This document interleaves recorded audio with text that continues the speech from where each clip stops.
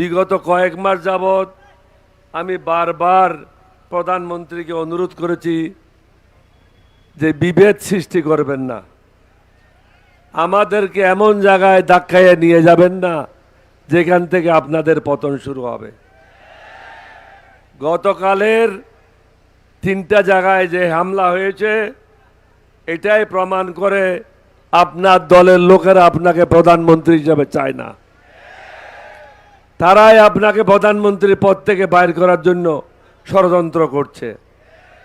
আমি বারবার বলেছি ষড়যন্ত্রকারীরা আপনার চারিপাশে অবস্থান করছে।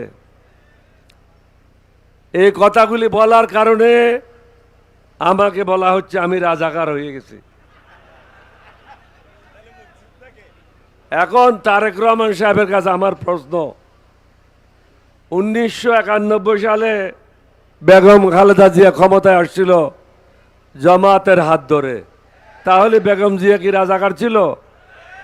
বিএনপি রাজাকার ছিল?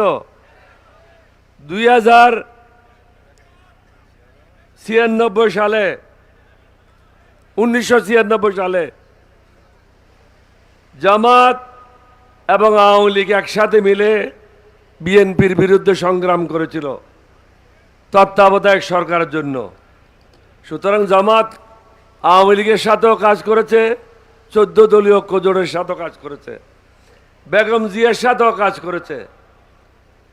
2001 সালে বিএনপির মন্ত্রিসভায় নিজামী সাহেব ছিল, মোজাহিদ সাহেব ছিল, আমি কিন্তু সেই মন্ত্রিসভায় ছিলাম না।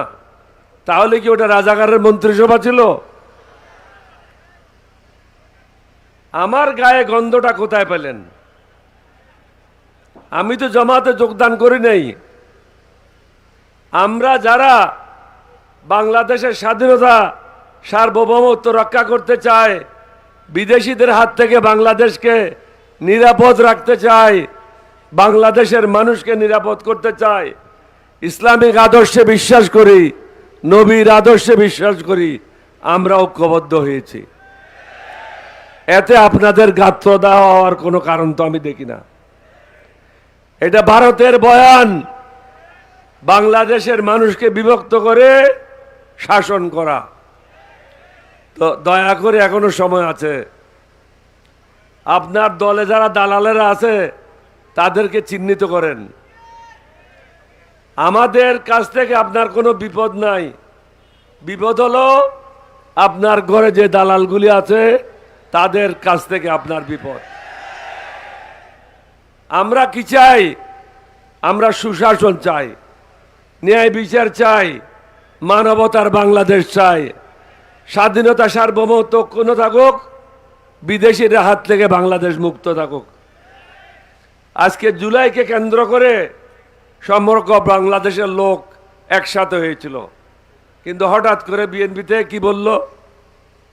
এই সংগ্রামের সাথে আমরা যুক্ত ছিলাম না। এটা আপনাদের এই বক্তব্য। তারপরেও আমরা মনে করি জুলাইকে কেন্দ্র করে সমগ্র জাতিকে ঐক্যবদ্ধ হওয়া উচিত। আমাদের দাবিগুলি পূরণ করেন, দেশটাকে সুন্দরভাবে পরিচালনা করেন।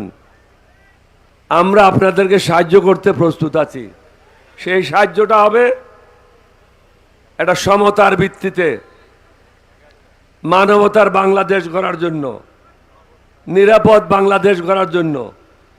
বিদ্যুৎ থাকবে না, গ্যাস থাকবে না, রাস্তা দখল হয়ে গেছে হকার দ্বারা, বিএনপির হকাররা সব রাস্তা দখল করে নিয়েছে। আপনি তো বিএনপির হকারদেরকে সামলাতে পারছেন না। 18 কোটি মানুষকে কিভাবে সামলাবেন? আগে ঢাকাটা পরিষ্কার করেন, তারপরে বুঝবো আপনি সত্যিকার অর্থে বাংলাদেশের মানুষের মঙ্গলের জন্য এসেছেন। আমি লম্বা করব না, জোহরের নামাজ আসন্ন। আপনাদেরকে শুধু একটাই কথা বলবো, ইরানের দিকে তাকান। ইমানে বলিয়ান হয়ে সমগ্র পৃথিবীকে দেখাই দিয়েছে ইমানের সাথে কেউ মোকাবেলা করা সম্ভব না। বেঈমান মুনাফেককে দিয়ে দেশের কখনো মঙ্গল হবে না। আপনারা কি ইমানদারের কাতারে আছেন? এটা হাত তুলে দেখান না। সাংবাদিক ভাইরা দেখেন, ইমানদাররা উপস্থিত হয়েছে, যুদ্ধ করার জন্য প্রস্তুত। আপনাদের সবাইকে ধন্যবাদ। বাংলাদেশ জিন্দাবাদ। আসসালামু আলাইকুম রহমতুল্লাহ।